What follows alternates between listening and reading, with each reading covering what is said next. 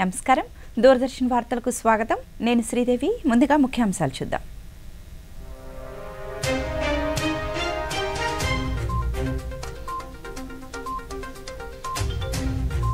దేశ ప్రజలకు వైశాఖ ఉత్సవ శుభాకాంక్షలు తెలిపిన రాష్ట్రపతి ద్రౌపది ముర్ము ప్రధాని నరేంద్ర మోదీ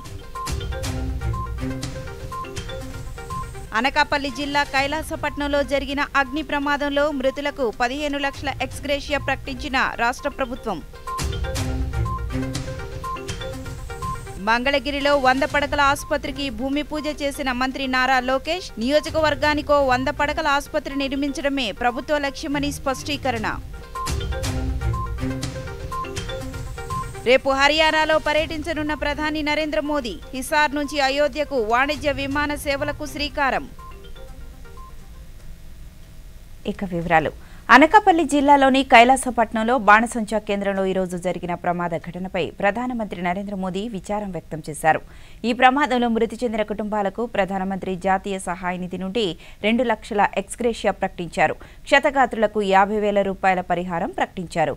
ఈ ప్రమాదం అత్యంత బాధాకరమని పేర్కొన్నారు. ఈ ఘటనలో తమ ఆత్మీయులను కోల్పోయిన వారికి తన ప్రగాఢ సానుభూతిని సామాజిక మాధ్యమం వేదికగా తెలిపారు.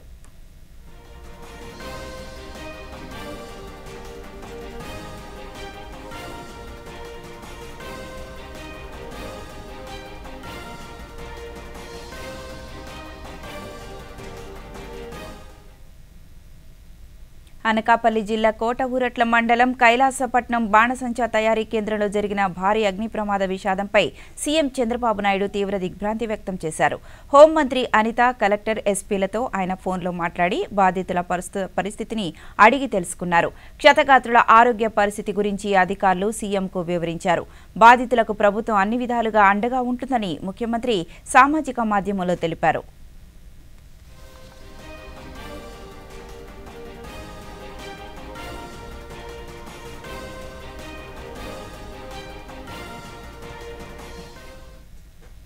కోటఊరట్ల అగ్ని ప్రమాదంపై ఉప ముఖ్యమంత్రి పవన్ కళ్యాణ్ తీవ్ర విచారం వ్యక్తం చేశారు. హోంమంత్రి అనితతో ఫోన్లో మాట్లాడి ఈ ఘటనపై ఆరా తీశారు. పూర్తి వివరాలు అడిగి తెలుసుకున్నారు. బాధితులకు తగిన వైద్య సహాయం అందించాలని సూచించారు.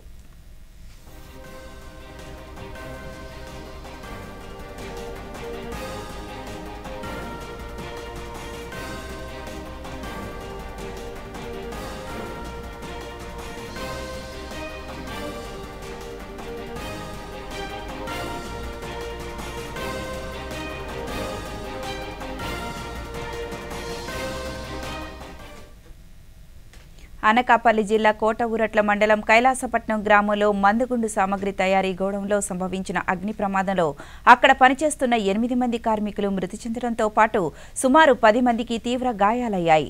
మందుగుండు తయారు చేస్తున్న క్రమంలో ఈ ప్రమాదం సంభవించి ఉండవచ్చునని ప్రాథమికంగా అధికారులు అంచనా వేస్తున్నారు.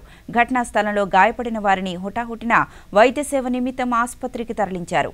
ఘటన జరిగిన కొద్దిసేపట్లోనే జిల్లా యంత్రాంగంతో పాటు హోంమంత్రి వంగలపూడి అనిత, అనకాపల్లి పార్లమెంటు సభ్యులు సీఎం రమేష్ ఘటనా స్థలానికి చేరుకొని ఎప్పటికప్పుడు పరిస్థితిని పర్యవేక్షిస్తున్నారు.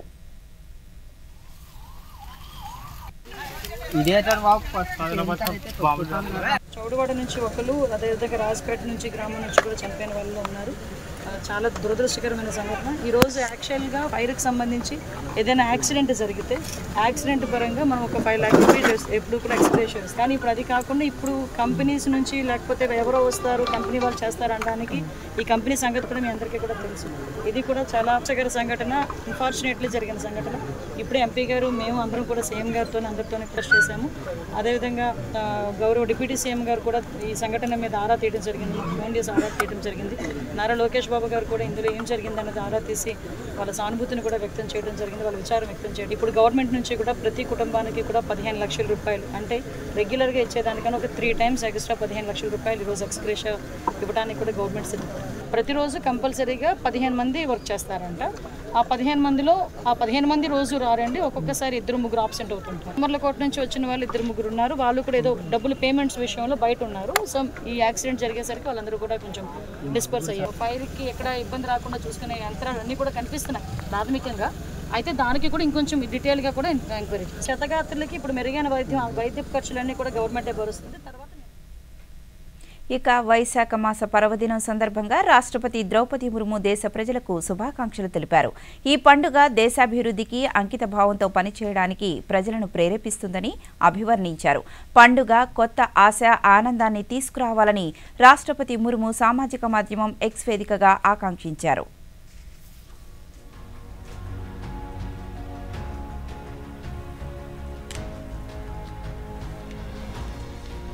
జలియన్ వాలాబాగ్ దుర్ఘటన జరిగి నేటికి 106 సంవత్సరాలు పూర్తయ్యాయి. 1919వ సంవత్సరం ఏప్రిల్ 13న అమృత్సర్ పట్టణంలోని జలియన్ వాలాబాగ్ అనే తోటలో వందలాది మంది శాంతియుతంగా సమావేశమయ్యారు. ఇలా సమావేశమైన వారిపై బ్రిటిష్ సైనికులు జనరల్ డయ్యర్ సారథ్యంలో విచక్షణ రహితంగా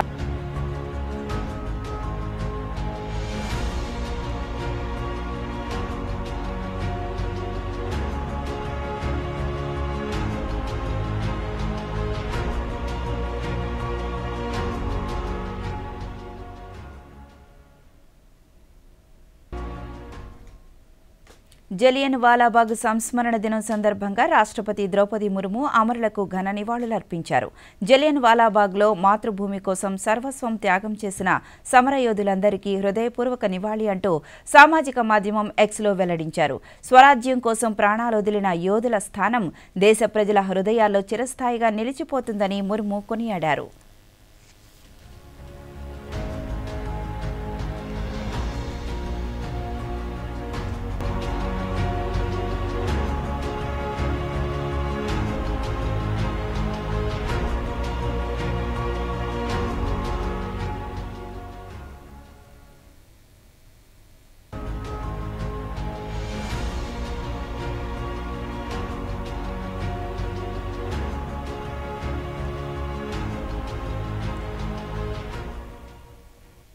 అంబేద్కర్ జయంతిని పురస్కరించుకుని ప్రధాని నరేంద్ర మోదీ రేపు హర్యానాలో పర్యటించనున్నారు. ముందుగా హిసార్ విమానాశ్రయంలో హిసార్ అయోధ్య వాణిజ్య విమానాన్ని జెండా ఊపి ప్రారంభిస్తారు.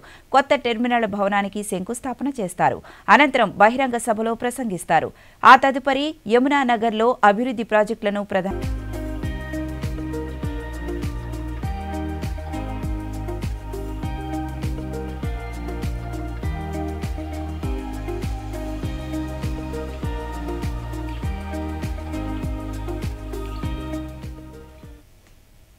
ప్రధానమంత్రి నరేంద్ర మోదీ సహకార ఉద్యమంలో ప్రధాన మార్పులు తీసుకురావడానికి కృషి చేశారని కేంద్ర హోంమంత్రి అమిత్ షా అన్నారు.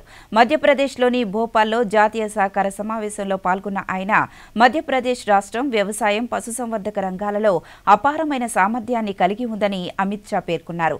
తనను ప్రధాని మోదీ సహకార మంత్రిత్వ శాఖకు మంత్రిని చేయగానే తాము ప్రాథమిక వ్యవసాయ సంఘాల కోసం మోడల్ బైలాస్ను రూపొందించి ఫలితాలు వస్తాయని అన్నారు. सहकारिता आंदोलन में बहुत बड़ा बदलाव लाने का सहकारिता मंत्रालय ने सबसे पहला काम किया। प्राइमरी सोसाइटी, जो प्राइमरी एग्रीकल्चर सोसाइटी के नाम से जानी जाती है, इसके लिए एक मॉडल बायलॉज बनाए और मॉडल बायलॉज को सभी राज्य सरकारों को भेजा। मगर मैं हर्ष के साथ कहना चाहता हूं, आज संपूर्ण भारत ने मॉडल बायलॉज को एडॉप्ट कर लिया। जब आपकी नीयत ठीक हो, परिश्रम करने की ప్రపంచంలో శక్తివంతమైన దేశంగా ఎదగడానికి భారతదేశం స్పష్టమైన లక్ష్యాలను నిర్దేశించుకోవాలని కేంద్ర వాణిజ్య శాఖ మంత్రి పీయూష్ గోయల్ అన్నారు. ఢిల్లీలో ఈరోజు నిర్వహించిన వైబ్రెంట్ బిల్డ్ కాన్ 2025 ఈవెంట్లో ఆయన మాట్లాడుతూ 2047 కల్లా వికసిత భారత లక్ష్యాలను అందుకోవాలన్నది ప్రతి భారతీయుని కల అని పేర్కొన్నారు. శ్రామిక శక్తికి న్యాయమైన వేతనాలను నిర్ధారించాలన్నారు. స్థిరమైన ఆవిష్కరణలను అందుకోవాలని పిలుపునిచ్చారు. 4 రోజుల పాటు జరగనున్న ఈ కార్యక్రమంలో 50కు పైగా దేశాలకు చెందిన సుమారు 500 మంది ప్రతినిధులు పాల్గొంటారు. Be it in government, be it the bureaucracy, be it the business circles, be it our film industry, we all aspire to become a global superpower. Bharat today is ready to make sure that every family in the country has a good quality home of their own. Bharat today has become the epicenter of global capability centers more than 1,700 of them working in different parts of the country. Bharat today, under Make in India, is rapidly expanding its manufacturing ecosystem. Aqua ఉత్పత్తులను స్థిరీకరించేందుకు జాతీయ స్థాయిలో aqua association ఏర్పాటు చేయాలని రాష్ట్ర శాసనసభ ఉపసభాపతి రఘురామకృష్ణరాజు అన్నారు. పశ్చిమ గోదావరి జిల్లా భీమవరంలో ఈరోజు ఉభయ గోదావరి జిల్లాల ఆక్వా రైతుల సదస్సు నిర్వహించారు. ఈ సందర్భంగా ఉపసభాపతి మీడియాతో మాట్లాడుతూ రొయ్యలు సాగు చేసే రైతులు ఖర్చులు తగ్గించుకోవడంతో పాటు యాంటీబయోటిక్స్ నియంత్రించి ఉత్పత్తులు పెంచే విధంగా కృషి చేయాలన్నారు. ఈ సదస్సులో రాజ్యసభ సభ్యులు బేదా మస్తాన్రావు, జిల్లా collector Chedalavada Nagarani, Singapore aqua నిపుణులు పాల్గొన్నారు.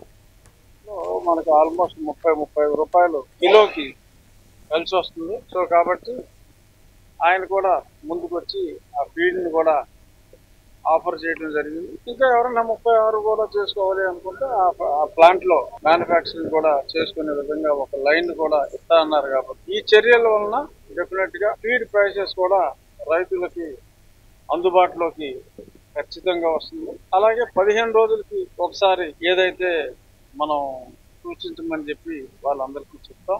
ఎలా పట్టుకోవాలి అనే దాని మీద ఒక సంపూర్ణ అవగాహన రైతుకు కూడా కన్ఫ్యూజన్ లేకుండా వస్తుంది. అది ఎలాగో ఒక క్రమ పద్ధతిలో నెట్ ద్వారా నడుపుతున్నారు. అదే మాదిరిగా నేషనల్ ఇప్పుడు ప్రకటనలో నాన్న ఫీజు ఎక్కువ. అమలు గుర్తుందా? బోనస్ డబ్బు కొంత మనం వేరే ఖాతాలో ఉంచాం.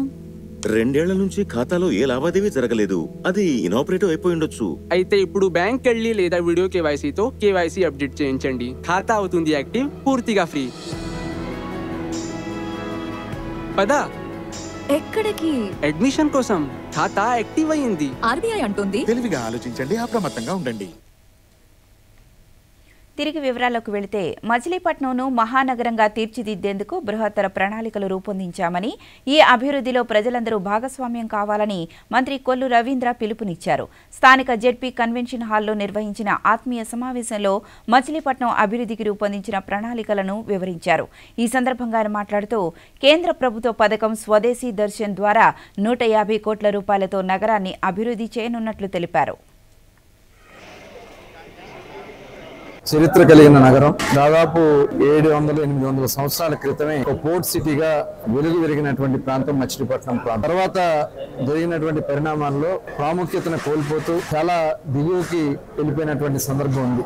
గతంలో తెలుగుదేశం ప్రభుత్వం వచ్చిన తర్వాత గౌరవ ముఖ్యమంత్రి చంద్రబాబు నాయుడు గారి యొక్క ఆలోచనతో ఆయన విజన్ ని పరిగణలో తీసుకుని విజన్ మచిలీపట్నం అని ఒక కాన్సెప్ట్ ని తయారు చేసుకుని, ఈ విజన్ మచిలీపట్నంలో బందర్ నగరం నుంచి వేరే ప్రాంతాల్లోకి వెళ్లి సెటిల్ అయినటువంటి ప్రతి ఒక్కరు ఆకాంక్షకు తగిన విధంగా మిషన్ మోడ్ లో ఉన్నటువంటి అవకాశాలన్నీ కూడా ముందుకు తీసుకెళ్లాలనే లక్ష్యంతో ఈరోజు ఒక కాన్సెప్ట్ తయారు చేసుకుని అందరం కలిసి దాని మీద చర్చించుకోవడం జరిగింది. ప్రధానంగా ఉన్నటువంటి అవకాశాలు ఈ రోజు గౌరవ ముఖ్యమంత్రి గారి యొక్క ఆశీస్సులతో బందర్ పోర్టు పనులు 2026 డిసెంబర్ నాటికి ప్రారంభోత్సవం చేసుకోబోతా ఉన్నాం. ఫిషింగ్ యాక్టివిటీ మీద కూడా ఫిషింగ్ హార్బర్ నిర్మాణాన్ని కూడా జూన్ జూలైలో కంప్లీట్ చేసుకోవాలనుకుంటున్నాం. దాంతో పాటు టూరిజం కింద ఇవాళ అత్యధిక ఎంప్లాయ్మెంట్ ఇచ్చేదే కాకుండా గేట్వే ఆఫ్ అమరావతి కింద కూడా భవిష్యత్తులో ఉపయోగపడుతుంది. హైదరాబాద్ కూడా, తెలంగాణ రాష్ట్రానికి కూడా ఒక గేట్వేగా అవకాశం ఉన్నటువంటి ప్రాంతం. టూరిజం గా దీన్ని అద్భుతంగా చేయడానికి ల్యాండ్ అవైలబిలిటీ ఉంది. సేఫెస్ట్ బీచ్ గా దీనికి ఒక పేరుంది. దాన్ని అద్భుతంగా తయారు చేసుకోవడానికి ఒక కాన్సెప్ట్ డిపిఆర్ కూడా తయారు చేసుకున్నాం. ముఖ్యంగా పట్టణ అభివృద్ధి చెందినటువంటి పట్టణానికి కావాల్సినటువంటి మౌలిక వసతుల విషయంలో వాటర్ గానీ, డ్రైన్స్ గానీ, రోడ్స్ గానీ. ప్రపంచ audio visual and entertainment summit waves ను మే 1 నుండి 4వ తేదీ వరకు ముంబై వేదికగా ఘనంగా నిర్వహించేందుకు కేంద్ర ప్రభుత్వం సన్నద్ధమవుతోంది. దేశంలో వేవ్స్ తరహా పోటీ ఇదే మొదటిసారి కావడంతో దేశవ్యాప్తంగా మీడియా, వినోద రంగాలలో ఆసక్తి నెలకొంది. దేశ యువతలో నిగూఢంగా దాగున్న ప్రతిభను వెలికితీయడమే కాకుండా స్వదేశీ ప్రతిభను ప్రోత్సహించే లక్ష్యంతో వేవ్స్ రూపొందించారు. ఈ నేపథ్యంలో హైదరాబాద్లోని Telangana academy for skill and నాలెడ్జ్లో జరిగిన వేవ్స్ అనిమే మాంగా పోటీలో దాదాపు 100 మంది ఔత్సాహిక యువత సంస్థలు పాల్గొన్నాయి. వేవ్స్ 11 నగరాల ఈవెంట్లో భాగంగా ఈ పోటీని నిర్వహించారు. పోటీలో విజేతలను వేవ్స్ కి పంపుతామని ఎంఈఏఐ చైర్మన్ సుశీల్ బాసిత్ తెలిపారు.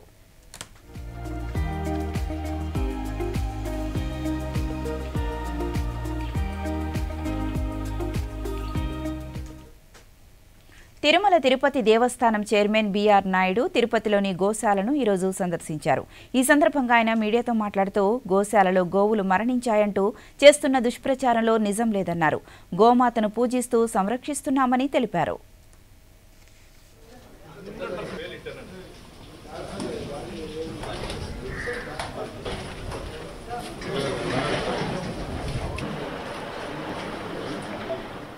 కాళ్ళ మీద టీటీడీని టార్గెట్ చేస్తున్నాడు. ఇది ఓన్లీ టార్గెట్. ఏం అవసరం వచ్చింది ఆయనకి? రాజకీయంగా పోరాడాలంటే రాజకీయ నాయకులను వారి మీద పోరాడమన్నాడు. టీటీడీని ఎందుకు ఊరికే బ్లేమ్ చేస్తున్నారని నేను అడుగుతున్నాను స్ట్రైట్గా.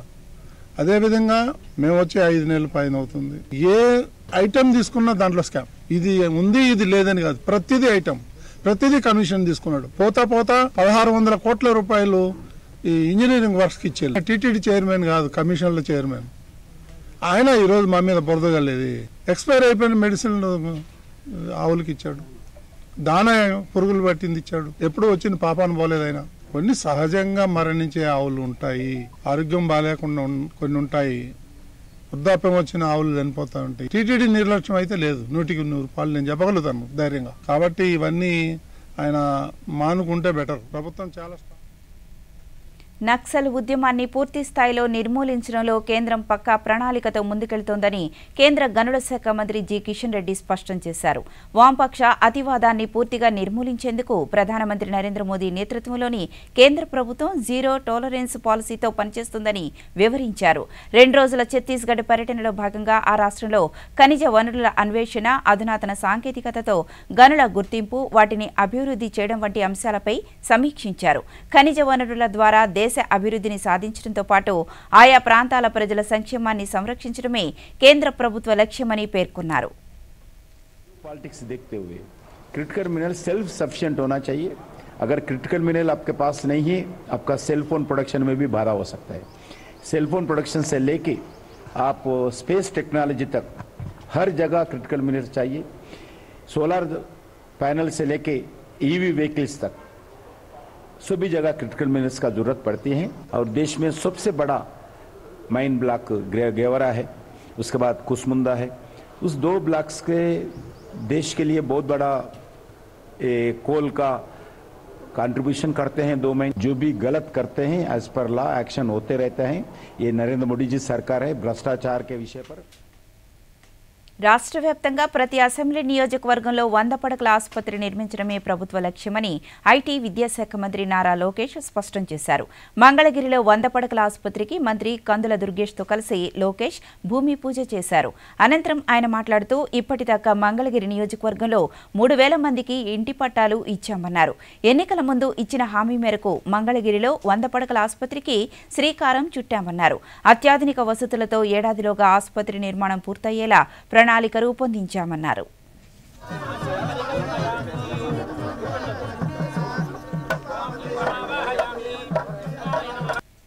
1984లో మంగళగిరి పట్టణంలో 30 పడకల హాస్పిటల్ కానివ్వండి, ఈ ప్రాంగణంలో ప్రత్యేకంగా క్యాన్సర్ ట్రీట్మెంట్ కోసం ఆనాడు విశ్వవిఖ్యాత నట సార్వభౌమ శ్రీ నందమూరి తారక రామారావు గారు శంకుస్థాపన చేస్తాం జరిగింది. అంటే కరెక్ట్గా 4 దశాబ్దాల క్రితం ఆయన శంకుస్థాపన చేస్తాం జరిగింది. దాంట్లో భాగంగా మంగళగిరిలో ఉన్న హాస్పిటల్ కూడా పూర్తయింది. అనేక లక్షలాది మంది ట్రీట్మెంట్ కూడా తీసుకుంటాం జరిగింది. నేను ఎప్పుడైతే మంగళగిరి అభ్యర్థిగా వచ్చానో ప్రజలందరూ పదే నన్ను ఒక విషయం కోరారు. ఈ 30 పడకల హాస్పిటల్ని ఏకంగా 100 పడకల హాస్పిటల్ చేయాలని వాళ్ళు కోరటం జరిగింది. ప్రత్యేకంగా వేదికమైన ఉన్న ఏదైతే హాస్పిటల్ కోసం పోరాడి సాధించుకున్న కమిటీ సభ్యులు కూడా నన్ను కలిసి ఇప్పుడున్న ప్రాంగణం కాకుండా కొంచెం పెద్ద ప్రాంతం ఉంటే, కొంచెం ల్యాండ్ పెద్దగా ఉంటే మెరుగైన సేవలు ప్రజలకు అందించొచ్చన్న ఆలోచనతో ఈ ప్రాంగణాన్ని కేంద్ర ప్రభుత్వ భారతీయ సాంకేతిక విజ్ఞాన సంస్థ ఆధ్వర్యంలో తిరుపతి జిల్లా ఏర్పేడులోని ఐఐటి ప్రాంగణంలో 5K రన్ను ఈరోజు నిర్వహించారు. ఇందులో వందలాది మంది విద్యార్థులు ఉత్సాహంగా పాల్గొన్నారు. ఈ సందర్భంగా నిర్వాహకులు మాట్లాడుతూ ఆరోగ్యంగా జీవించాలి అంటే ప్రతిరోజు తప్పనిసరిగా వ్యాయామం అవసరమన్నారు. విద్యా సాంకేతిక పరిశోధనల్లో నిమగ్నమైన విద్యార్థుల కోసం ప్రత్యేకంగా 5K రన్ను నిర్వహించామన్నారు. అటు విద్యార్థులు సైతం కార్యక్రమ నిర్వహణపై హర్షం వ్యక్తం చేశారు.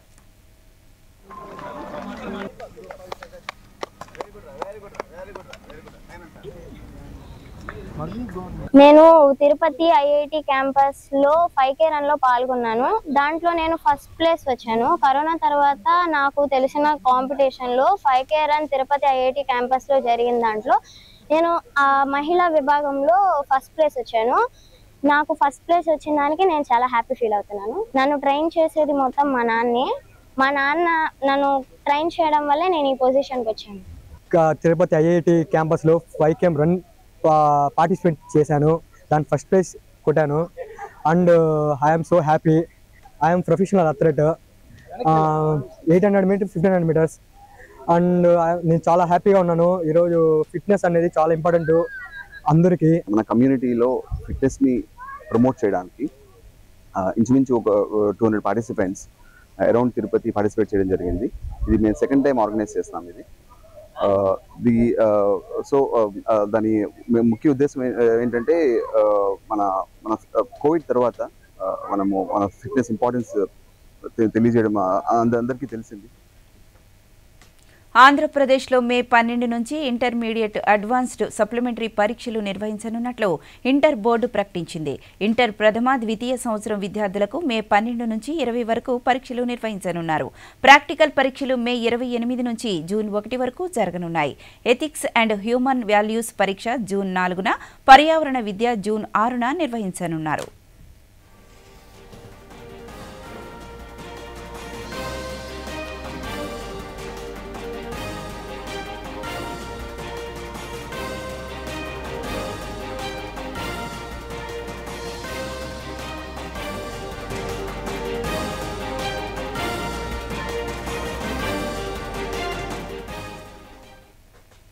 కాంగ్రెస్ అగ్రనేతలు సోనియా గాంధీ, రాహుల్ గాంధీలతో ముడిపడి ఉన్న నేషనల్ హెరాల్డ్ పత్రిక మనీ లాండరింగ్ కేసులో ఎన్ఫోర్స్మెంట్ డైరెక్టరేట్ ఈడీ కీలక చర్యలకు ఉపక్రమించింది.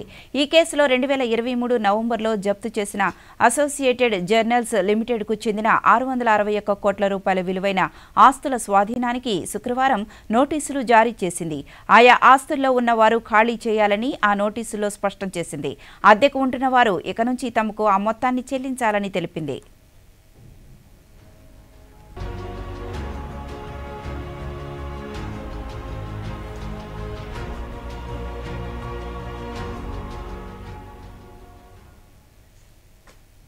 శాసనసభలు 1కి 2 సార్లు ఆమోదించిన బిల్లులను గవర్నర్లు ఆమోదం తెలపకుండా కాలయాపన చేయడం, రాష్ట్రపతి పరిశీలనలో ఉన్నవి తీవ్ర జాప్యానికి గురికావడంపై సుప్రీంకోర్టు సంచలన నిర్ణయం తీసుకుంది. గతంలో ఎన్నడూ లేని విధంగా ఈ అంశంలో గవర్నర్తో పాటు రాష్ట్రపతికి గడువు విధించింది. గరిష్టంగా 3 నెలల్లోగా ఆ బిల్లులను ఆమోదించడమో, తిప్పి పంపించడమో చేయాలని నిర్దేశించింది. బిల్లులను రాష్ట్ర ప్రభుత్వానికి వెనక్కి పంపిస్తున్నట్లయితే అందుకు కారణాలను జతచేయాలని తెలిపింది.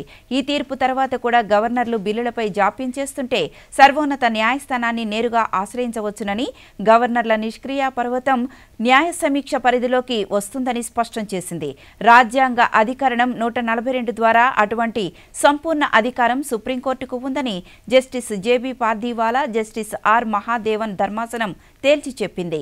తమిళనాడు శాసనసభ ఆమోదించిన 10 బిల్లులను ఆ రాష్ట్ర గవర్నర్ ఆర్ఎన్ రవి ఆమోదించకుండా తన వద్దే ఉంచుకోవడం సరికాదని ఈ నెల 8న సుప్రీంకోర్టు స్పష్టం చేసింది. 415 పేజీల ఈ తీర్పులోని పూర్తి వివరాలు ప్రస్తుతం సుప్రీంకోర్టు వెబ్సైట్ ద్వారా అందుబాటులోకి వచ్చాయి.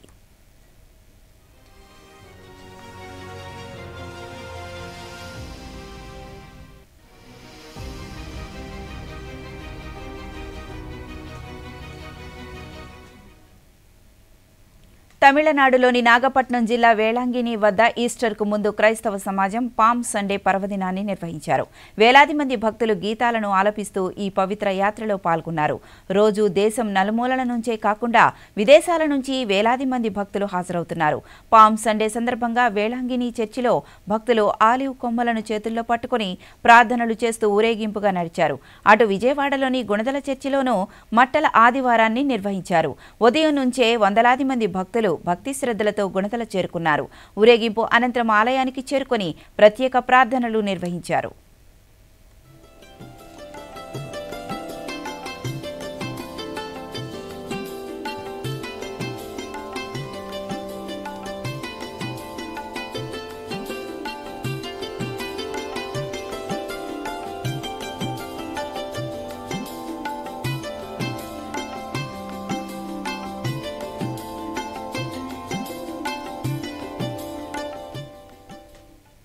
వార్తలు ముగించే ముందు ముఖ్యాంశాలు మరొకసారి చూద్దాం.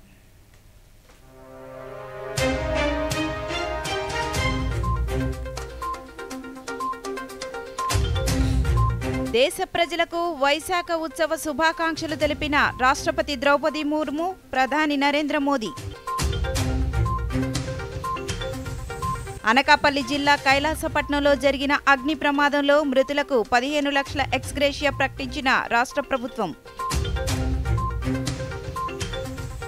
మంగళగిరిలో 100 పడకల ఆసుపత్రికి భూమి పూజ చేసిన మంత్రి నారా లోకేష్, నియోజకవర్గానికో 100 పడకల ఆసుపత్రి నిర్మించడమే ప్రభుత్వ లక్ష్యమని స్పష్టీకరణ.